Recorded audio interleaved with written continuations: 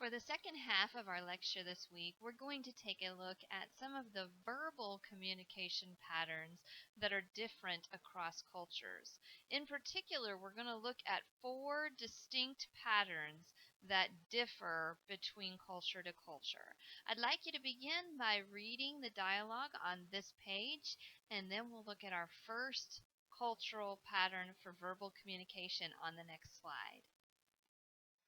So, what did you notice about the different way that Michiko and Jim communicated? Well, if you took a look at this, you probably noticed that Jim seemed to kind of say whatever was on his mind.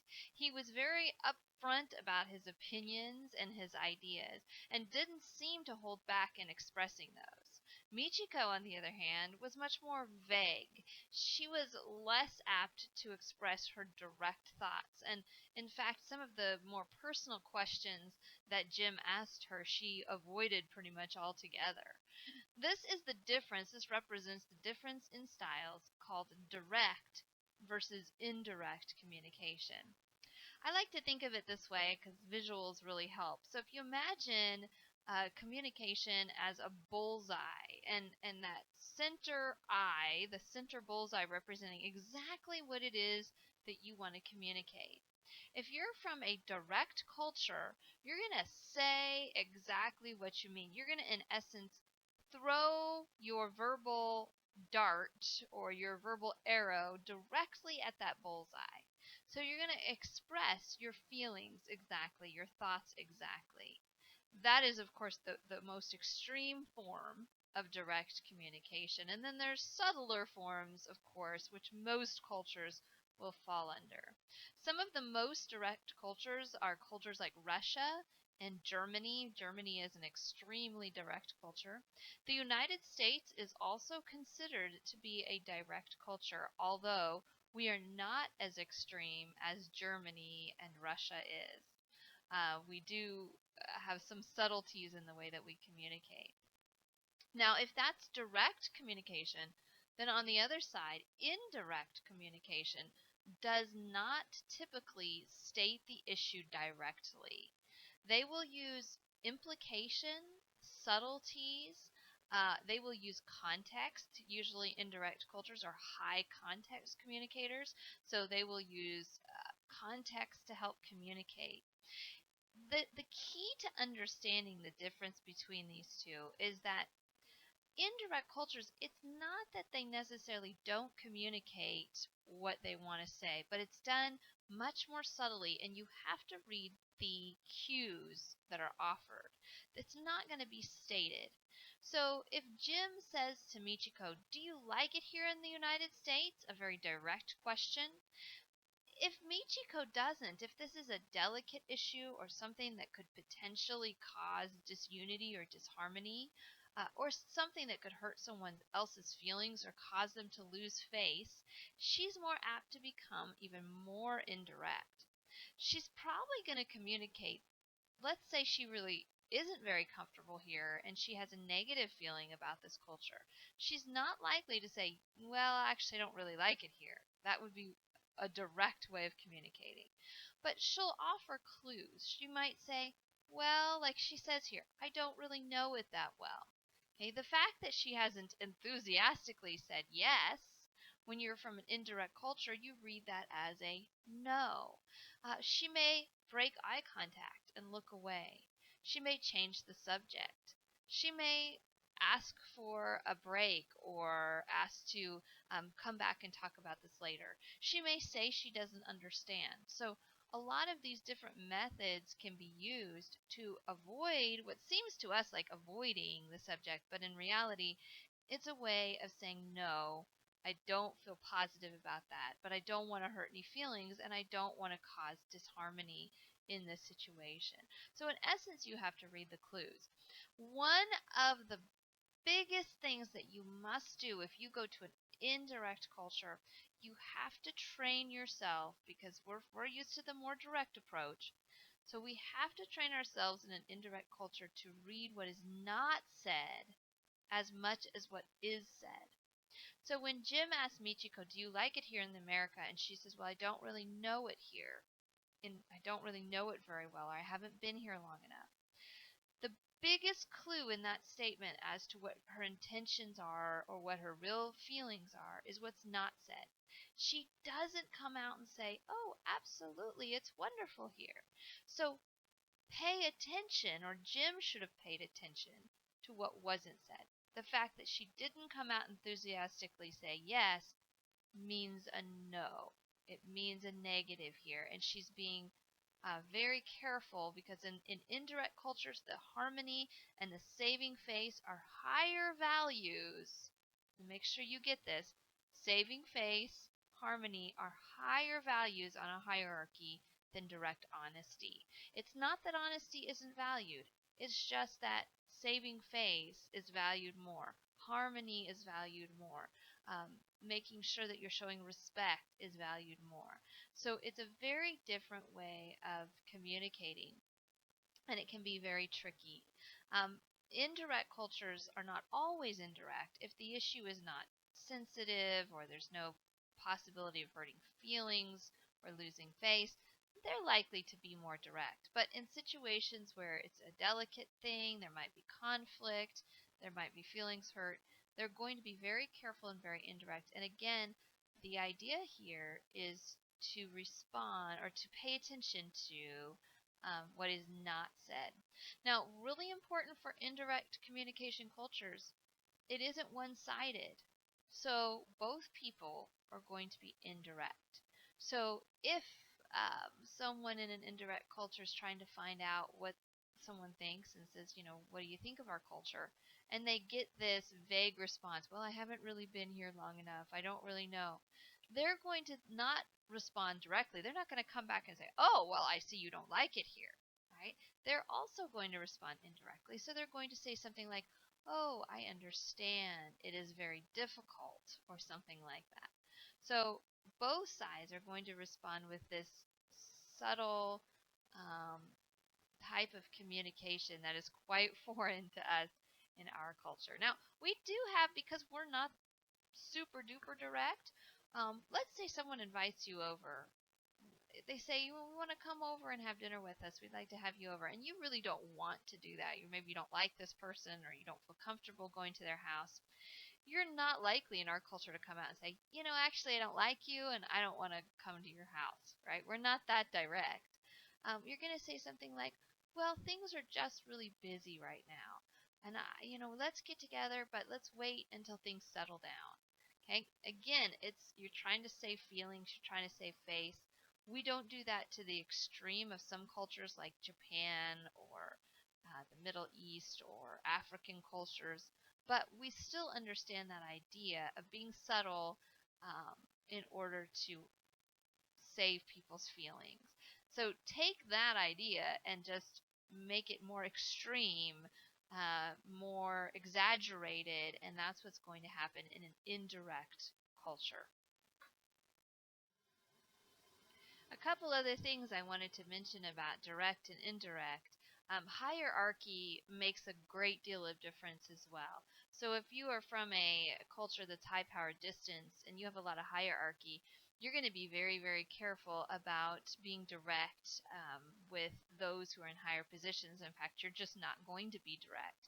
I had a student from Africa one time that was in my public speaking class, and I had made a mistake on grading one of his tests. It was a simple mathematical mistake, and he came to my office, and he just sort of stood there holding his test, and we kind of had small talk, and how are you doing, and how's the class, and he sat and had small talk with me, and he just kind of held this piece of paper in his hand, and I finally said, is there something that you wanted to talk to me about? I noticed you've got your test here. And oh, no, no, no, he responded, no, there's no problem. Well, immediately I realized there was a problem and he was being polite. And so I said, well, why don't you let me take a look at that?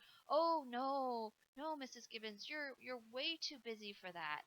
I don't want to disturb you. And no, it's no problem. I'd like to take a look at it. And so I take his test and I start to look through it, and I discover my mistake as I'm looking through it. And I said to him, I am very sorry. It looks like I've calculated your grade wrong. I'll be happy to fix it. And he bowed very low to me and he said, "No, absolutely, you have not made a mistake. You are a teacher. You are a terrific teacher. You are a wonderful teacher.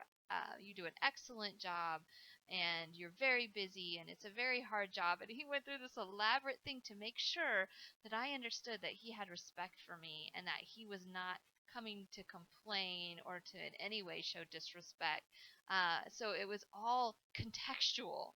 I had to figure it all out all through the context. There were no words there that helped me to figure out why he had come to my office and brought this test. It was all indirectly communicated. And if I had not been a person that understood that type of communication from my experiences in Japan, I would not have been able to understand why he was there, and I think I probably would have sent him away without having corrected his grade. So it's really important to read context. It's really important to read what isn't said. It's really important to take all the hierarchy factors into consideration as you're sort of having antenna up in these indirect cultures, looking for these unspoken indirect messages. I know it seems very, very difficult, and it is if you're from a direct culture, but it is something so common around the world, and you absolutely must learn to begin to communicate in this more indirect way.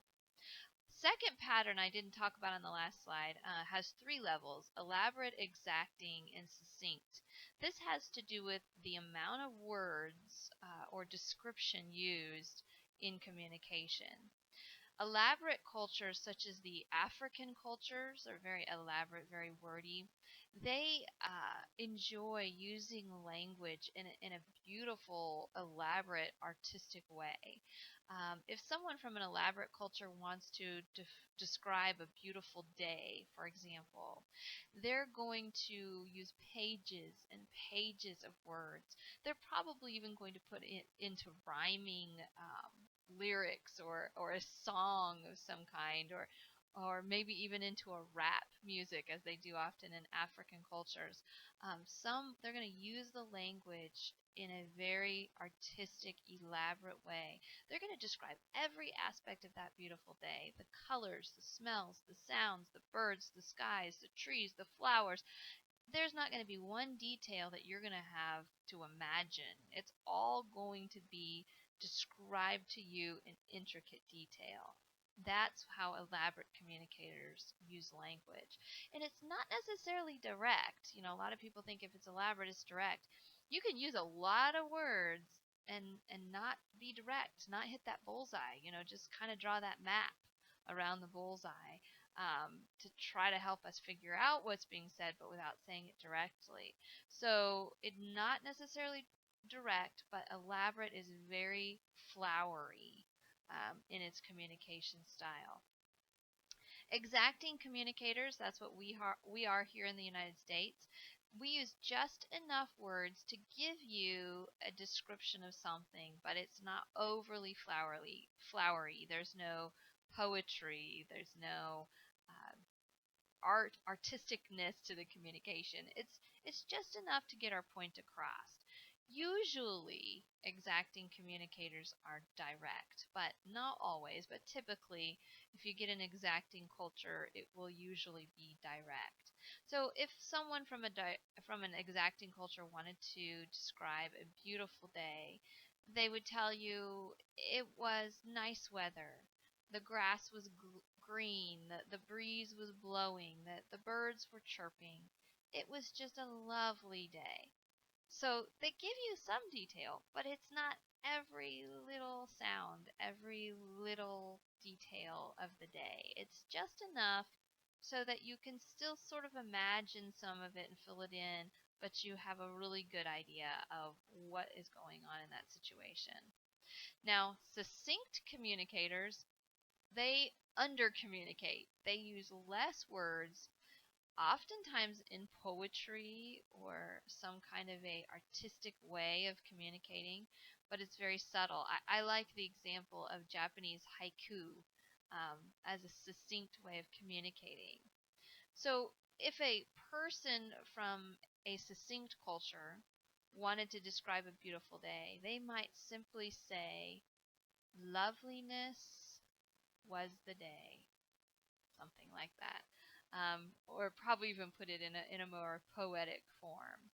But they don't tell you about the grass. They don't tell you about the trees. They don't tell you about the sky.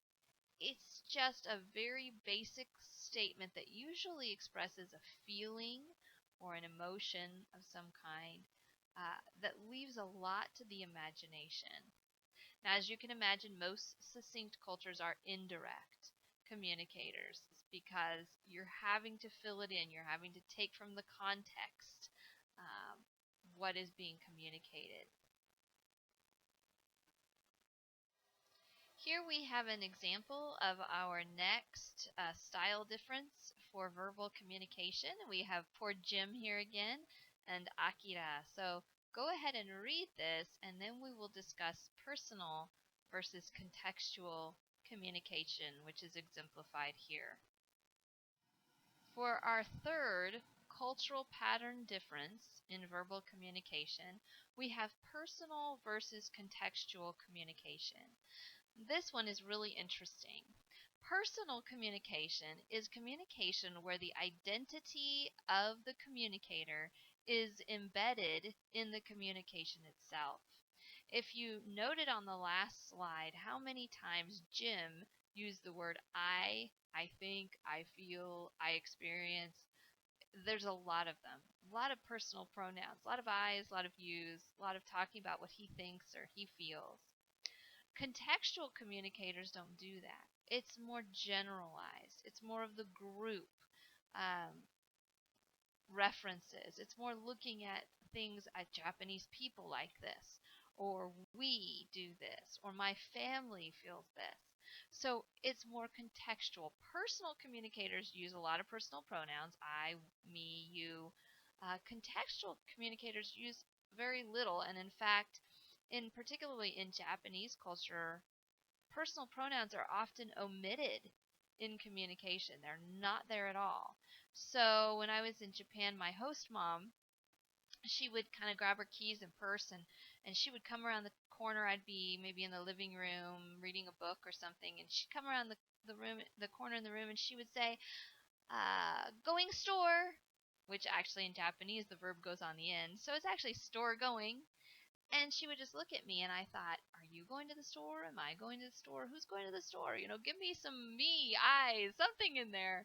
And it was confusing, but I figured out that, again, you have to read context. You have to, is she looking at me? Is she waiting for me? Is she moving quickly out the door? I had to use the context to fill that in. That's not the way with personal communicators. We like to use those I's, use those personal pronouns. We also like, if we're personal communicators, we like to talk about ourselves. We like to talk about our experience. We like to express our opinions and thoughts when we communicate. Contextual communicators don't do that. They're much more generalized. They're much more referring to their group. As you can imagine, almost always personal communication goes along with individualistic cultures, and contextual communication goes along with collectivistic, which is easy. C for contextual and C for collectivistic. So almost always those go together. One of the other important things about contextual communicators is that they use a lot of titles. It's mom, it's dad, it's Mr. Smith, it's teacher. They call professor. Oftentimes, even the name is omitted, and there's simply a title.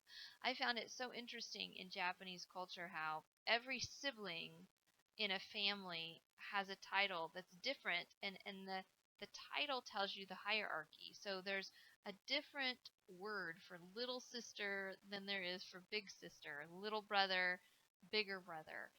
There's an actual title for each of those that's different. And if you go to a Japanese home, even if you don't know the family very well, you will call all of the family members by their title. So you will call the mother in that family Okasan, which means mother. And you call the father Otosan, Oba-san, Oji-san, grandma and grandpa. And you will even call the siblings by their different titles depending on whether they're older or younger. So they're not your parents, they're not your mother, they're not your father, but you use those titles. So, extensive use of titles in contextual communication cultures. In personal communication cultures, we use names typically. Um, Even between hierarchies. I'm surprised at how many of my children's friends call me by my first name. And I don't let my children do that, but that's not all that uncommon in our culture to call people by those first names, because it is, again, the identity of the communicator is embedded in the communication with personal communication styles. Okay, to set up our last style difference, I'm going to have you read this dialogue between a Chinese business person and an American business person. This is going to set up our discussion on the next slide of affective versus instrumental communication style. What a big difference you see between Mrs. Yin Qing and Mr. Benton in this dialogue. They have obviously very different goals and very different styles. And this last style is particularly important in business contexts, although it obviously is very important for interpersonal communication as well. Instrumental versus affective. Let's talk about instrumental first. Instrumental communicators are goal oriented. This is Mr. Benton to a T. He wants to complete his business. He is there in China to make a deal, and he wants to get it done and get down to business. Very little small talk, very little relationship building communication. He simply wants to get down to business and get out of there and get back home. He's interested in communicating to accomplish a goal. Typically, instrumental communicators are more direct because obviously directness helps you to meet your goal a little bit faster and easier. So, those usually go together, though not always. So, goal oriented. I don't want small talk. Let's not beat around the bush. Let's not take elaborate trips to, tour your country. I just want to get down to business. I just want to communicate, meet my goal, get out. Now, let's talk about affective communicators. Very different. Affective communicators are concerned with relationships and form. Let me say that again. Affective communicators are concerned with relationships and form. And what I mean by form is how I'm communicating, the beauty of communication, the respect encoded in the communication, the proper rules for who communicates and when we communicate. I'm very concerned with the form of communication that's going to continue harmony and it's going to provide everyone with good feelings in the communication situation. So you see here with the Chinese business woman, I think it was a woman, maybe it was a man, I can't remember in the dialogue, but you see a big concern for building relationship. Let's talk about the restaurant. Let's get to know each other a little bit. Would you like a tour of our city? Let's spend some time together. Um, Affective communicators like small talk because it creates a mood. It creates a form of communication that's very positive and harmonious. So you should expect, if you're in an affective culture, to have a lot of small talk, to really build a good feeling in the relationship before getting down to any business. Oftentimes, if you're going to go overseas and do business with another culture, you need to build in to your time a expectation that you're going to be spending a good amount of your time going to sightseeing events, going to restaurants, touring the city, going out to the sushi bars, maybe. Some cultures even want to get you drunk and find out how you hold your liquor before they will even do business with you. It's just some cultures are like that. Doesn't mean you have to do that, but there is kind of an expectation of letting your hair down and getting to know each other as human beings first, and then the business comes easy. Affective communicators often use interesting phrases. Japanese culture is very, very affective in its style. And a couple of things that I found really interesting were that I learned a lot of words in Japan that I never really understood the meaning, but the meaning wasn't particularly important. It was the feeling of the word. So, for example, before the Japanese eat, they always say "itadakimasu," which I don't really know what that means, honestly. It's not a prayer, it's not a thank you. It's just something that we all say that kind of creates a community feeling before we eat. And then when we're done eating, we say "gochiso sama deshita." Again, I have no idea what "gochiso sama deshita" means, but it creates a nice feeling when we're done. It lets you know we're finished eating. One of the most interesting phrases I found in Japan were when I'd go into a home and someone would give me food, which they always did. They would offer me food and they would say this phrase. They would say, "Kuchi ni ao kadoka wakarimasen kedo," and then they would offer me the food. Now, those individual words mean basically, I don't know if this food will meet your mouth or not, but here you go. And I remember thinking, meet my mouth? What does that mean? Do you think I can't use chopsticks? Are you afraid I can't eat it? Is it too hot? I didn't understand. I'm trying to translate these words directly, right? And it doesn't make any sense to me. But what I realized was this was kind of a polite way, like maybe we would do here in the United States, where we would offer someone a gift and we would say, "Oh, you probably won't like this," or "this may not be your size, and I have the receipt, and you can definitely take it back. It won't hurt my feelings." Right? It's kind of a way of making people feel like I'm being humble as I'm offering this. And that was what this phrase meant, but it was quite confusing to try to directly translate that because it wasn't about the exact meaning. It wasn't a goal